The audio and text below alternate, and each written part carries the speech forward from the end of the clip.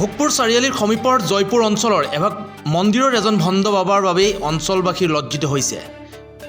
আমাৰ ৰিজু বাবাক লাগে নাৰী অবিহনে থাকিব নোৱাৰে বাবা। ভণ্ড ৰিজু বাবাৰ ধৰ্ষণৰ বলি হৈ সন্তান জন্ম দিলে এগৰাকী 18 বছৰীয়া যুৱতী। বৰ্তমান পলাতক বাবাক কৰায়ত্ব কৰিছে আৰক্ষীয়ে। নাৰায়ণপুৰ আৰক্ষী থানাৰ অন্তৰ্গত জয়পুৰস্থিত শ্ৰী শ্ৰী সৰ্ব মনোকামনাপূৰ্ণ শিৱ মন্দিৰ ভণ্ড ৰঞ্জন দত্ত ওৰফে ৰিজু বাবাই এতিয়া পৰিচয় পাইছে এগৰাকী ধৰ্ষণকাৰী হিচাপে। বাবাৰ ধৰ্ষণৰ বলি হৈ সন্তান জন্ম দিলে এগৰাকী 18 বছৰীয়া যুৱতীয়ে।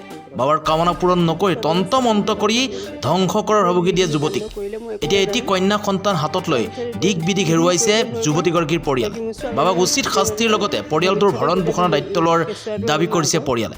নিজ গৃহৰ চোতালত শিৱ মন্দিৰ প্ৰতিষ্ঠা কৰি ৰিজু বাবাই চলাই আহিছে এই অপকৰ্ম, যাৰ বাবে বিগত বছৰ ধৰি গাঁওবাসীয়ে এঘৰীয়া কৰি থৈছে বাবাক।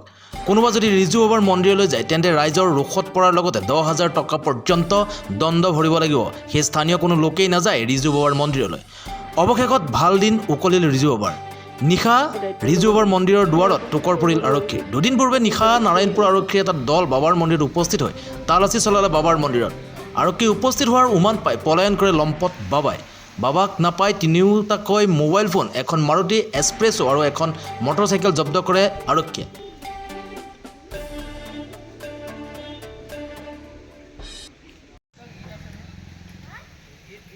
মই এনেকৈ জয়পুৰ ৰিজু বাবা মন্দিৰলৈ যাওঁ, মানে এনেকৈ চাকি তাকি দিবলৈ। তাৰপিছত সেইটো সুযোগ লৈ মোৰ লগত মানে প্ৰায় দুদিনমান প্ৰথম দিনাখন তেওঁ মোক এনেকৈ সিহঁতৰ ঘৰতে এনেকৈ জোৰ জবস্তি কৰে।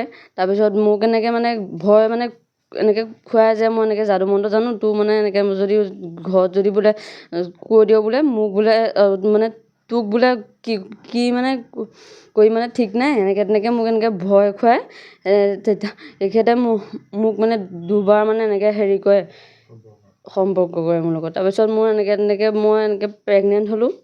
তাৰপিছত মই এনেকৈ কন্যা সন্তান এটি জন্ম হ'ল। কিমান দিন হ'ল? আজি 13 দিনমান হৈছে। মই এবাৰ BA ছেকেণ্ড ছেমৰ হ'ব লাগিছিলে। তুমি ন্যায় কি বিচাৰিবা? তেখেতক শাস্তি দিয়ক, তেতিয়াহে আমি তোমাৰ ওপৰত তেওঁ এক প্ৰকাৰ বলৎকাৰ।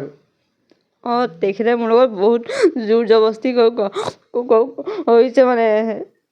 কি কয় তেওঁ তেনেধৰণৰ কিবা? তেখেতে এনেকৈ তেখেতে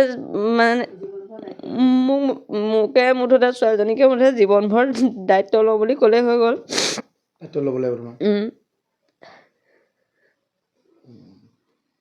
ছোৱালীজনী ঠিকে আছে ন তোমাৰ? এতিয়ালৈকে আছে বাৰু। ময়ো ইমান সৰু ছোৱালী, ময়ো ইমান তাইক চাব মেলিব পৰা নাই। মা থাকিলে বুলিহে মই এনেকৈ চাই চিতি আছে।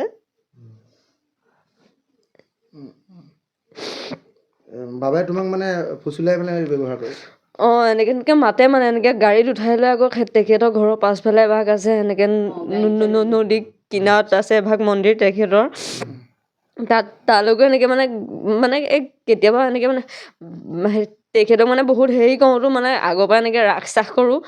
কিন্তু সেই তেনেকুৱা হ'ব বুলি মই ভবাই নাছিলোঁ। তাৰপিছত এনেকৈ জোৰ জবস্তি কৰি পেলাই লৈ যায় মানুহক, এনেকৈ ভয় খুৱাই পেলাই।